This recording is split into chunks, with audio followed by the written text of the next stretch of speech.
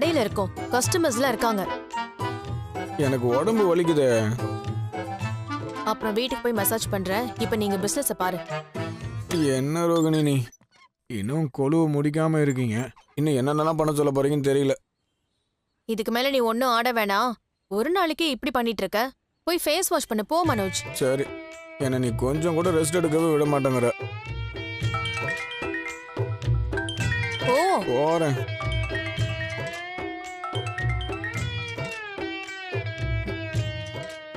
சொல்லுமா. கல்யாணி, எனக்கு என்ன பண்றதுன்னே தெரியலடி. என்னம்மா என்னாச்சு? உடம்புக்கு எதுவும் முடியலையா? அந்த நர்ஸ் கூட தானே இருக்காங்க. உடம்புக்கெல்லாம் நல்லா தான் இருக்கு. இது வேற பிரச்சனை. ஆமா, உங்க வீட்ல கோலு வச்சிருக்கீங்களா? ஆமா, அது எப்படி உனக்கு தெரியும்? முத்து மீனாவும் இங்க வந்திருக்காங்கடி. என்னம்மா சொல்ற? அதுங்க எதுக்கு அங்க வந்திருக்கு? கோலுவுக்கு வீட்டுக்கு வாங்கன்னு சொல்லி கூப்பிடுறாங்க. ச்சே, இதுங்களுக்கு வேற வேலையே இல்லையா?